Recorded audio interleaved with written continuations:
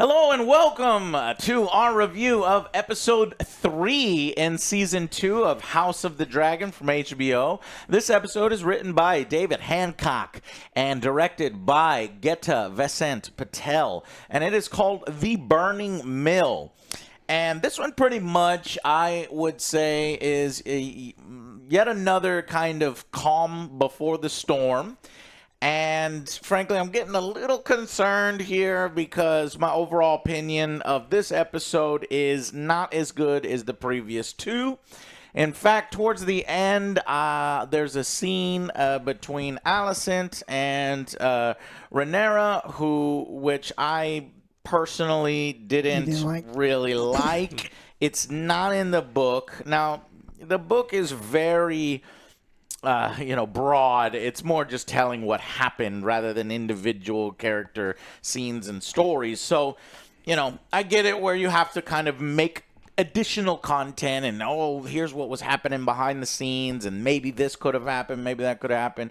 But I think what happens here is a little bit too much of a stretch. It's a little too late, but I get it. There's drama there, and we'll talk about it in spoilers, but overall, because there is just so much to cover in the Dance of Dragons, there are so many battles, there are so many genius tactical decisions, there are so many betrayals and dragon riding and dragon fighting and sons and daughters and all this stuff. I feel like we have no time for an episode like this that really didn't have much impact or didn't really move the plot forward too much.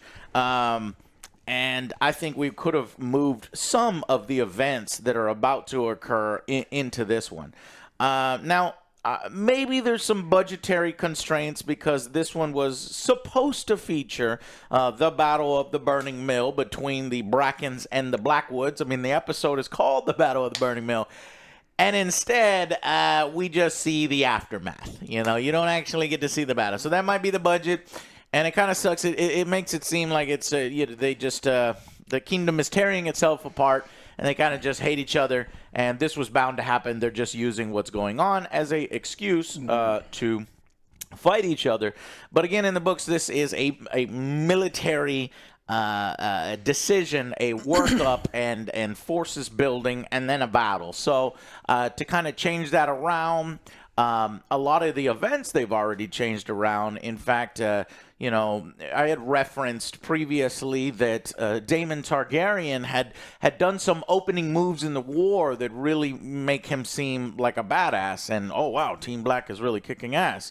But those events were moved. One of those events are in this episode: his taking of Castle Harrenhal.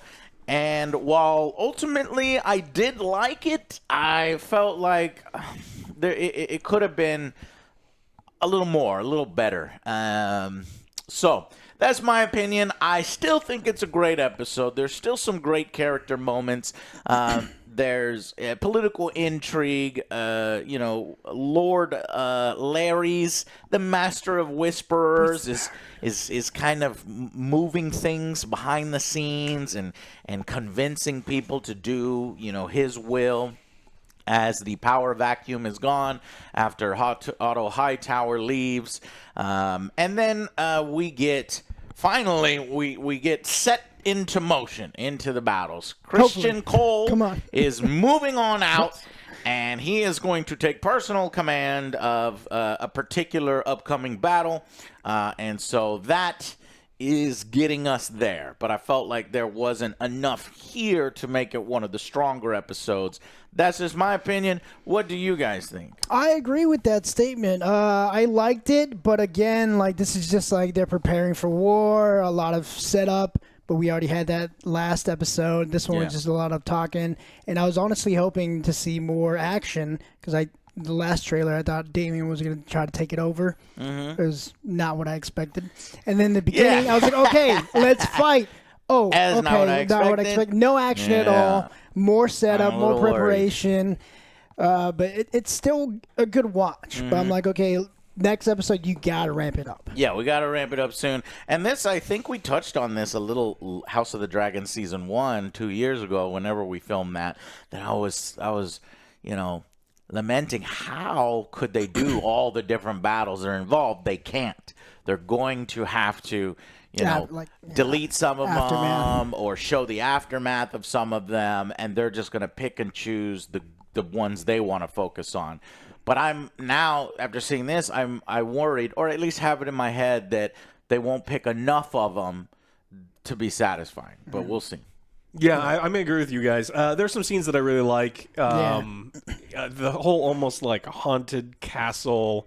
I was playing Bloodborne most of the weekend, so like him going through the castle when it's dark, and then and I was like, holy shit, are we gonna do something really cool with it? And then they just it felt like they pulled back, and it's like, it almost did a disservice to Harrenhal. It's like there's only like 5 people that live in the biggest castle. I know it got mostly destroyed, but it almost felt like a disservice to like, this is what we're fighting over. Everyone wants this place that 7 people live inside of. They're 5% manned. I think maybe we could have shown them 25% manned, and we would have bought it a little bit more. Something a little more. I still think I'm enjoying it. The problem with this is I think that the 1 a week episode thing kind of hurts this storytelling. I think that I love that it's an hour, because I love that we're getting to go through a lot of things. I don't feel like we're wasting a whole lot of time, so I love the hour. But this is a part of a movie where you're like, okay, we're setting something up, but then you get that immediate payoff. Yeah. When you have an episode that this is truly a down episode, that we are setting up for cool stuff, I have an entire week to be like, man, that wasn't actually that cool. And so I think that's something. That's the problem. Spinning wheels here. Yeah.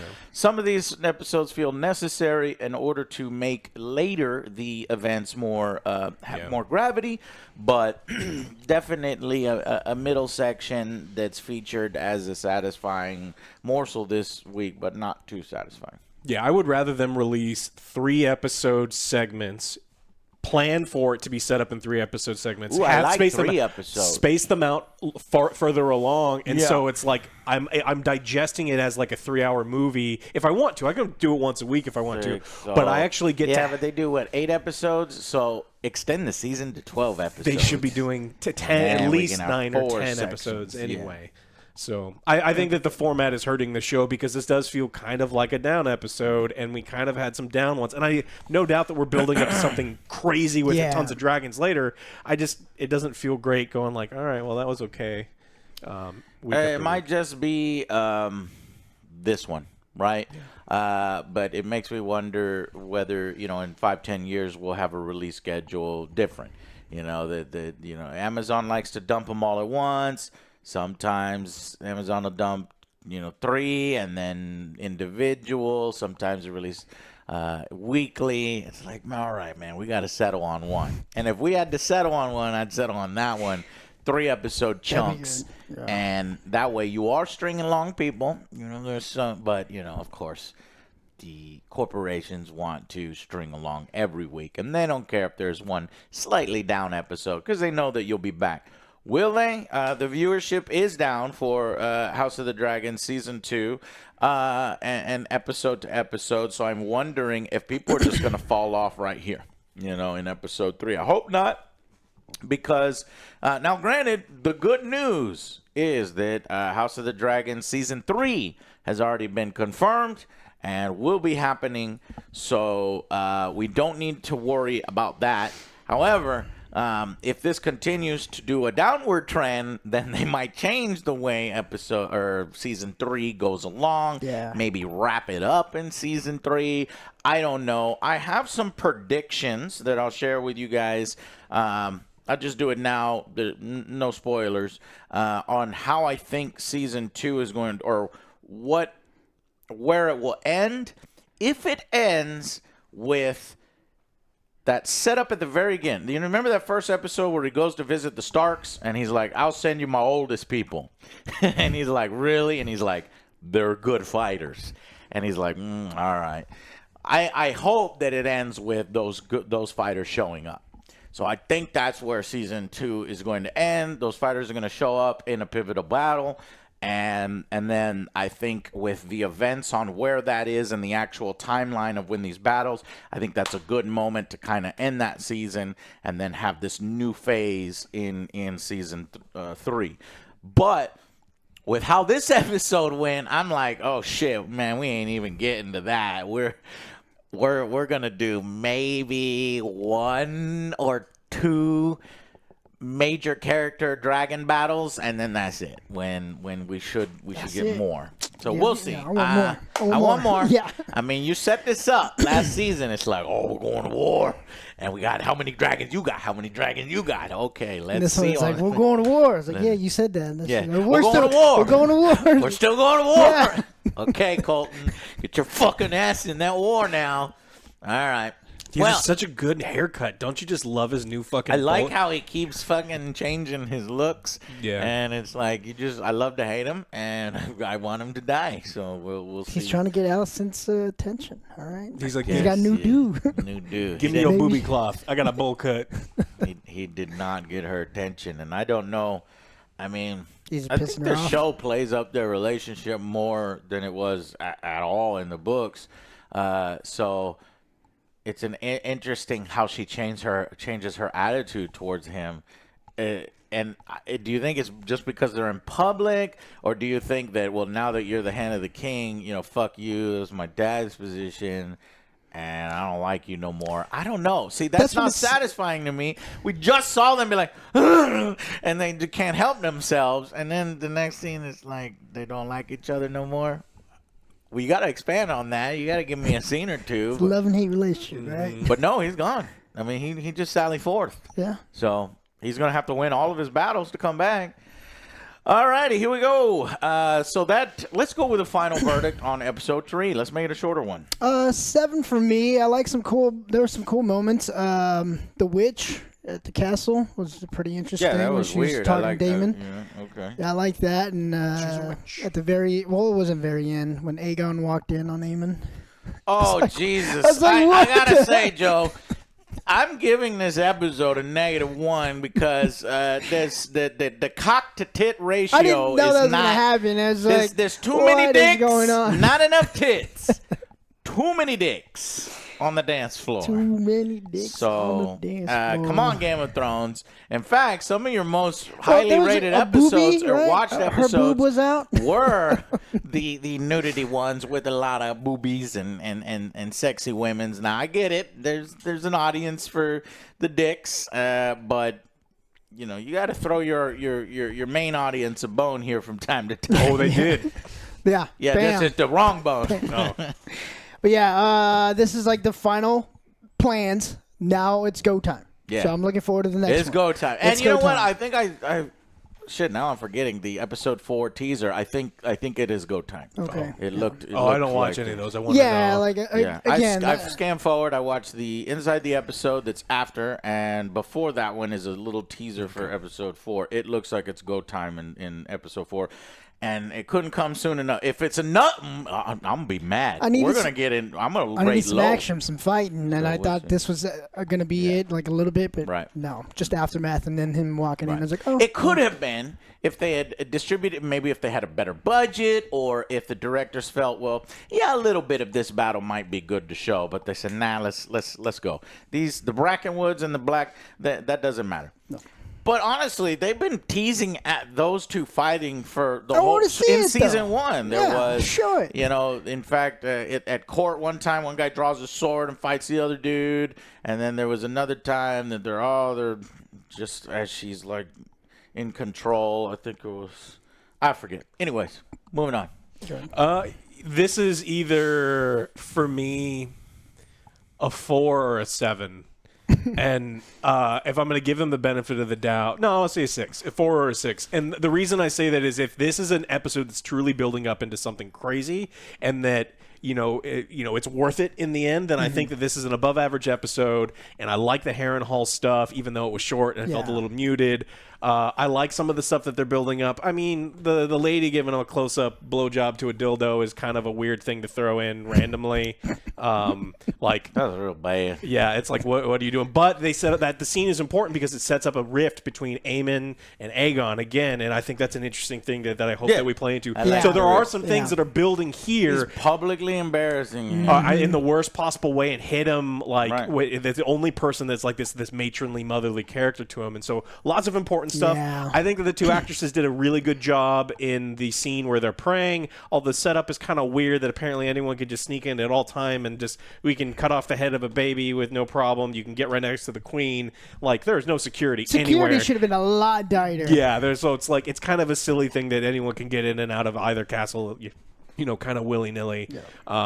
So I'm going to give it the benefit of the doubt. I'm going to say it's silly, but I kind of like it. I think it's a little more realistic. With at least on Team Green side, how lazy and how shitty their gold cloaks have become over time. Yeah, but I'm sorry. Yeah, but so like I don't necessarily love that they're making up scenes and just kind of poking holes in how if once the head gets cut off, then you don't let people, especially the most important people, when they're outside of the castle. Oh yeah. We'd do a whole review of the guards. Yeah. Instead, we're getting shittier guards. Yeah, you're gonna do that. I think Larys is kind of a poor facsimile of like the Master of Whispers that we've got back. I mean, I get that he's manipulating Aegon. I just haven't seen him do any of like the truly. He just kind of said, people are talking shit about you in the streets. He's like, hey, can you help me? Also, I need you to. A lot of his stuff is happening off screen. If we saw the effects of his plans unfold on screen, then yeah. But mostly he comes in talking shit, and then he'll leave, and then he'll come. I did the deed, and it's like we don't know what deed you did. Yeah, I want to know how badass this guy is. I want to and so that's the problem I'm having. I want to know how cool these fights are. I want to know how badass and dastardly Larys is in his manipulations. Why did his family disown him? I want to know more about how he burned his family to death. We got a little bits of that here. So I just think that I want more from this episode, and I feel like they're constantly holding back or paring back. It could be for budget or through time. And so I'm going to give it a 6. But honestly, if this doesn't fucking go anywhere, and a lot of this stuff gets dropped, and we just constantly keep from 4 to 7, 6, good average. Yeah. I think, but if we keep doing these bad drag it out to like the very last episode, I could see this being a below average episode. Yeah. I'm also going 6. That's what I had written down here. I think it's a good episode, and this is 6 on the Game of Thrones scale. It's above average. If you want to use the goddamn fucking Game of Thrones theme song like a lazy ass, then I'm gonna put you, on the scale of Game of Thrones. And honestly, God, I'm still mad about that. They could use a different song. In fact, as the troops are marching out and we see the little CGI from a distance, they're using a song that sounds unique and different. I'm like, that should have been the theme song. Now they only play it for a little bit. So maybe they'll play it later on in the thing, but it just bothers me. Anyways, so 6 out of 10, 6 out of 10, 7 out of 10. Episode 3, we're getting little hints and sniffs of some worry, but we still have faith that it's going to really open up here. Based on the promo, it does seem like shit's going to go down definitely by episode 5. But okay, so let's go into the individual breakdown now. So we got the Blackwoods versus the Brackens, and this, like I said before, I was trying to explain that has been set up in season 1, little bits and pieces here and there of these two fighting each other. And unfortunately, we get just the sons, basically a schoolyard fight. Push and then the next scene, motherfucker's dead and everybody's dead on the ground. And it's like, oh, man, can we not just get, I don't know, at least 30 seconds of if you just, instead of smash cutting from the boys to the dead, smash cut from the boys to the 30 seconds to the dead. You know what I mean? But whatever. And like I said, in the book, this was a planned military offensive. And one of the opening blows that the blacks do, but technically, the green, I think it's categorized as a Team Green win, but it was so a Pyrrhic victory that nobody really won. On the table too. And they do mention that, yeah. But basically, this episode kind of sets up how the Riverlands is key. And if you know the Game of Thrones map, it's this nice little big chunk in the middle that, if anything's invading from the north, you would know. Anything coming from that side. real central location, and if you hold it, then you're good. And Harrenhal is the castle that's central to this area. So if you have that castle and you have an army in it, you're good. So that's why Daemon goes to do that. So they have some war council talking on Team Black side. They insult motherfucking the queen here by being like, hey, maybe we should escort you to a safe place. And the men will do all the talking. She's like, you motherfuckers. She's like, Rhaenyra's pissed about that. And then her aunt goes over and it's just like, I want to remind you that her grandfather was one of the smartest people ever. It's like, well, apparently the genius skipped multiple generations because she has got no fucking good plans right now, which is why all the talk has been happening. She's too kind-hearted and not acting quick enough as war would require if she wants to end the war quickly. She's over here still thinking she can stop the war, which is eye-rolling, especially towards the end. But anyways, as we move along, Larry's is in Aegon's ear. He's like, yeah, so we did one opening blow in the war. He, like, loves war. You can see the difference between him and his sister. She doesn't want war. She thinks it's a bad thing. He's like, I love it. Yeah, we did it. And he's like, yeah, but we didn't really win, sir. And he's like, okay, what do we do next? Well, Colton... I was like, what's Colton's going to be his big genius idea as the hand, is he constantly going to come up with great plans and whisper in the king's ear? No, his first plan is, I'm going to go kick their ass! I'll recruit and I'll do it myself! And it's like, yeah, but what about the hand of the king? Doesn't he need somebody to... I'm doing it! So he's going out. And he's going to try to recruit some people, get them on his side, and get in the Riverlands and win that area. Well, of course it's going to fucking work. Only 7 people live in Harrenhal. He didn't need a whole lot of people. He could have walked in with 4 dudes. The army was away. The men were sleeping. They have not been rallied to the cause dragon! yet. I did hear one guy go dragon. And I was like, who are you yelling at to? Where is he? The 5 people inside? Yeah, there was one guard at the fucking thing.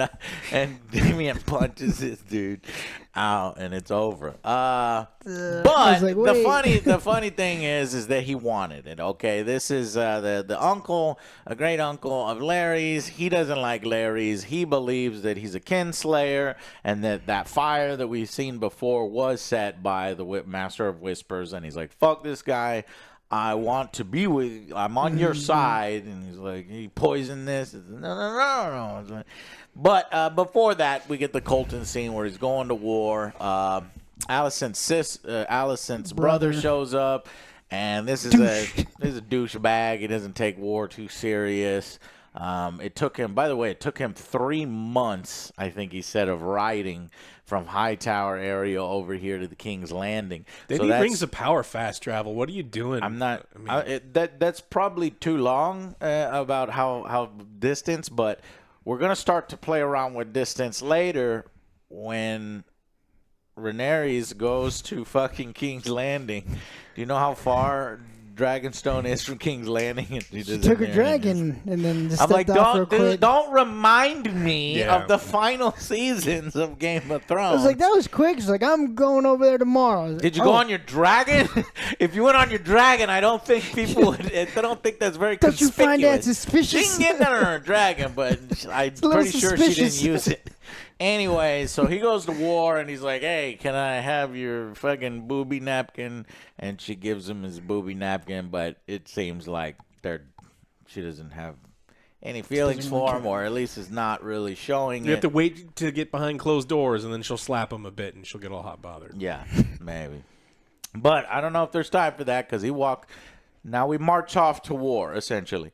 Okay, and then we go to the brothel scene, which is, at first, Aegon, before this, Larry's comes in and convinces Aegon, I will personally, on Sunfire, ride out and I'll kick some ass. And they're like, look, we can't lose the king. If you die, then we're kind of screwed. He also has Valyrian steel armor. They made up a whole suit of Valyrian steel armor for this show. What? No, yeah. That's the Conqueror had that armor. He's always had that. His sword Aegon was the and Conqueror. and his armor was made from that. So he's like playing at it like, oh, I'm as badass as the Conqueror. No, you're not. And they're telling him, don't go. And Larry's comes in, don't go. And he's like, all right, I guess I won't go. He convinces him through. Yeah. They're talking shit, and you need to stay behind. It's like people talking shit. Who? It was me. It was actually me, but I'll stop it. I don't believe you. And then the gold cloaks, are like doofuses. They're his. Actually, there's friends from the previous scene. Buddies, yeah, it's a fraternity. Buddies. And you remember in season 1 how hard it was to get into the gold cloaks, and you've seen the difference between the white cloaks. I'm sorry. The differences between these is very stark, and can't take these guys seriously. Later on, he scolds them for, wanting to have sex. You're supposed to take a vow of chastity, and they laugh, and then sorry, sir. But then the next scene, they're out. They're drinking, going to the bar to get them drunk. Yeah. So, but then he runs into Aemon, who is at the brothel with his mother wet slash nurse, mommy person, mommy milkers, and he just makes fun of him relentlessly, and you can see him just taking it all in and creating conflict between these two. And I liked it very much that. And then but that scene was weird. We had a lot of dicks and cocks and Aemon standing up and presenting his to everybody. He says, yeah, go ahead and take her. Yeah, do it. Like, why doesn't he, did he leave his clothes somewhere else? He's walking around naked. Yeah. Okay, whatever. Yeah, that's what you do in the brothel, I guess. So he would walks definitely out. have pants in there. I was like, this is just a dumb scene because they wanted to show wieners. So, you're like, he'll be back to her. But maybe this is more momentous than it seems, because if you literally are taking away the last thing where he goes to get some sort of safety and some sort of affection and emotion, if you take that away from him and he's like, nope, she's just a whore now, you can have her, he's gonna fucking lose it. The next time he gets angry, he's gonna have nobody. Yeah. I mean, his mom doesn't fucking console him or anything. So I like that he protected her, just because he can't let them know that she means anything. So he's like, no, it's just happenstance. I just happen to be here. So it shows that he that's does. Another great way to interpret it. I like that too. Yeah, because I mean, she says look, when the princes make bad decisions, it's people like me who get hurt, and so it's like it was a perfect opportunity for him to try to protect the one thing he cares about. But yeah, I think he's making a separation from it. Yeah, I think he's gonna snap. Yeah, and then so we get the scene with Daemon Takes Harrenhal, and this castle is fucking empty and shit. I thought, this is an abandoned castle, and he'll just find some dragons, or I don't know what he'll find here, but he finds an entire dinner party from 7 dudes. I'm like, hey, I'm taking this castle. Okay. Apparently so. Yeah. Okay. You got it. Apparently so. There's no roof. I love it. It's just leaking everywhere. It's an OJ built castle. I need to repair this. But it just, from the Conqueror who came in here, or no, actually, was it Balin, who blew fire, so much fire that it was like melting stone and stuff. So yeah, that place is fucked up, and it's in disrepair. Motherfuckers don't have any money. The Strongs don't really have any money to repair it. So we'll see what Daemon does. Is he gonna get everybody to repair it? Is he gonna garrison the castle? Is he gonna have to fight Colton? In the Riverlands. Interesting stuff. We'll see where this goes. At first, he's distrustful. Larry's. Oh fuck, you're in league with that one Master of Whisper. He's like, nah, I fucking hate that guy. He's he's a kinslayer and he's a clubfoot and fuck him. Yeah. And then we get that weird scene where it's like somebody's trying to break into Daemon's room at night, and this is what I was like, okay. Matt Smith is one of your better actors. He puts in good performances. Don't cut away from him like in the books where it's a lot. So I like all this extra stuff here that they're showing, because in the book they skimmed over that he took over Harrenhal so quick. Here they're trying to make some kind of horror movie spookiness and mystery and magic with this haunted. witch or whatever the fuck this bitch is. I don't know what she's talking about, and I don't know how she's going to factor in here. I forgot in the book. I don't even remember. So I'm interested. She says, you're going to die here or something. In that place or something like that. Mm-hmm. Yeah, and it's cool because, I mean, they also had an argument way back in season 1 where it's like, how do you think dreams are not what conquered Westeros, dragons were, is what he's talking to his brother, and his brother's like, no, our visions and our things are important, and if he's having crazy fucking dreams... So the dream he has is the younger version of Rhaenyra, so we get a cameo from everybody who liked, More cock, Millie Alcock. Yeah, that's another cock. Goes with Ryder, his Hancock, all Cox. Well, while you're on this, Millie Cox, there's going to be Cox and Superman, because she will be making an appearance in Superman as Supergirl. Man, that film is so packed with everybody besides Superman. Please focus on Superman and Superman film. Better we got be Mr. good. Terrific, we got Ultraman, we got the Supergirl, Jesus Condiment Christ. Man, Don't you Bizarro. think it's gonna be too much Anyways, and over? that's why I'm worried, because now we're talking, and I was like, so wait. You need some I screen like time. I like a mention of Supergirl coming, and then she gets her own film, but not put her in the film. It is definitely a cameo. Anyway, I'm sidetracked. But that's what she's doing now. She's probably working out. She's probably growing her hair out, trying to get the Supergirl look. But she's here, and some fucked up shit. She's like sewing the little boy's head, and it looked bad. Like I was like, oh man. So they didn't come off the gas there. And she's like, I'm always going to clean up your mess. You're always coming and going whenever you want. And oh, I gotta mention, I like Daemon. He's still struggling with this position. The guy is like, your prince, and he's like, your grace, and he's like, but I thought, your grace. So he still thinks he's like a king, and he's like, nope. So I wonder if that'll come to head, or if he'll get caught being called the grace at some point, or if he's doing what he always does. He tries to go and be the king of some other area and then come back with more power. Is that what he's trying to do here? And I'll allow it. Yeah, I'll allow it, because He's taking more Matt action. Smith is good. And he's taking action. Yes, more Matt Smith is good. And then after the sewing the head and the horror scene and the witch telling him you're going to die here, we move on to this plan. So Rhaenyra talks to the spy lady, and Miss the spy Cleo. lady's surprised. Huh? Miss Cleo. Miss Cleo, she says Go, she's surprised by her, sparing her and making good on previous promises. And she's like, look, if there's two rulers, Aegon or you, I think you might treat the people a little better. So I like you, and I want to help you out. Let me be on your court. And she's like, court? Jeez, I mean, that's quite big. But she does something big for her, in which I know the Red Keep, or I know King's Landing, and I know all these other things. I need to get Alicent alone. I know the perfect way. And she goes, I'll help you out. And this is not in the book. So it's a completely original scene where Alicent and Rhaenyra meet and talk. A day's ride. It did happen a lot sooner than this. A day's where they ride. talk to each other, but it's not a day's ride. It's It like seemed like it- 450 miles away, and if she's not traveling on Dragon, she's probably hiding in a cart, and then maybe you could probably go via water, but still, I don't know how fast ships are in this universe.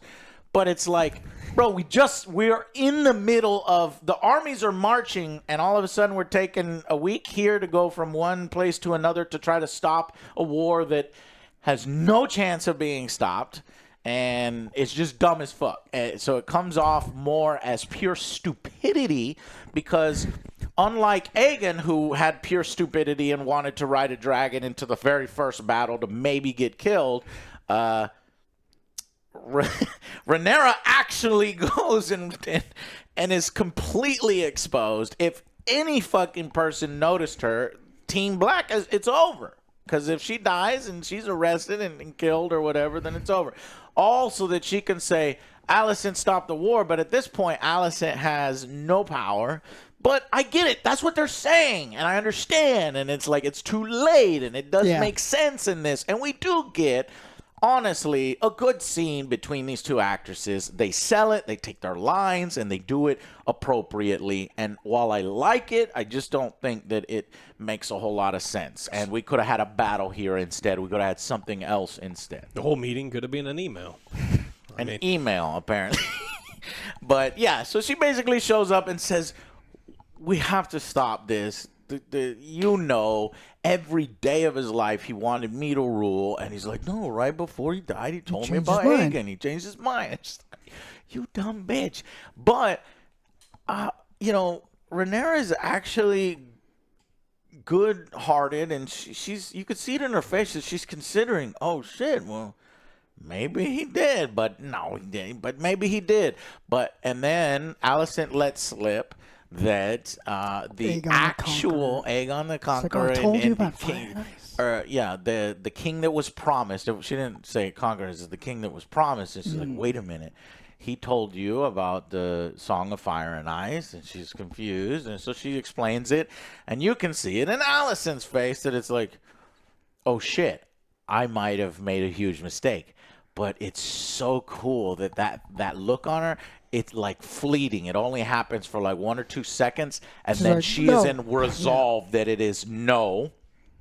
My son is the one because she just can't accept it at this point. Like, too much has happened. No. You I'm gonna do that stupid. She's like, I'll stab you right now. Oh yeah, she does do that. Stabs in the gut aren't lethal in Games of Thrones. Fucking Arya got stabbed and thrown in a poop-filled river, and she was fine. Well, that's because she's Arya. I remember that. Yeah, she should have died a lot. Yeah, so it's poignant in the fact that it's like, look, the war's coming. We can't stop it. Neither of us can. You need to leave because you. Well, she can stop it immediately. The Blacks can just be like, all right, I don't want the throne anymore. Right. And so they're the only ones that can truly just be like, they are the ones that are trying to change the status quo. Right. Yeah. This mother character, and I'm wondering if in the book this really did happen. If in the book this really did happen, then by this time in the book, the mother does have more power. So Alicent is what I mean. Could maybe stop it at this point, right? But in the show, the events are different, and there's so many other pieces that you know that if she went back to try to say, hey, let's just stop it, it's not possible. Aegon would be like, fuck no, what are you talking about? I'm going to win this war. Mm-hmm. My son is dead, so... Anyways, so we get that, and then honestly, she's just like, you need to get out of here, and then she's like, and then smash the black. It's like, okay. Not the perfect setup for the next episode, but hopefully... It was a day's ride. You say no, I guess I got to go back. Yeah, I got to go back. A day's Don't ride. worry about it. It's a day's ride. I need to talk to her. It's a 7-hour flight. I'm talking to her. Well, they had to cut to black because otherwise it's kind of like this weird thing where the second she's more than a few feet away from her, Alicent just goes, hey, arrest her. Yeah. Because she can just stop this war immediately, and she's like, oh, cool, we are going to stop this war. Her. Yeah, you're done. So that's why I thought it was incredibly stupid. I thought it was unnecessary. I get it. I think that you could have had that same realization, maybe via the messengers. An email. Reading the message, and you're like, fuck, or Send the Raven. But I get it. You have these two actresses. They're probably, hanging, and everybody's like, oh, man, this would be a great idea. Y'all do this thing. They acted their ass off. It's just kind of a silly thing. Yeah. So that's pretty much it. And then I get maybe the fastest you can get between these two places is 5 days. But it's a long time for our war council to be like, yeah. Well, they don't know where she went. What the fuck? Do you think she went and told everyone that she's going to sneak in? There's no way they would have let her do that. No, of course. That's a dumb idea. There's no repercussions for this. The next episode is not going to be like, where were you? No. No one's going to even notice. Oh, you were gone? Nobody's going to notice. Even though the guys were like, all right, here's what we should do. And she's like, I will consider all of your proposals. Yeah. And I'm going to leave now, and we'll be back. They are at our door. Don't check my room. I am going to sleep. She put the pillow. Really? I'm going to sleep for a long time. I'm going to go into a dream state to make my decision, and I must not be disturbed for at least 5 days. No food, no water is necessary, and absolutely no circumstances should anyone come into my room and check my bed. All right. Anyways, thank y'all so much for hanging out. I cannot wait for episode 4. Hopefully we'll be back here and we'll be like, yeah, buddy, let's get this thing started. Thank you so much for watching, and we will see you on the next Angry Joe Show. Bye, guys.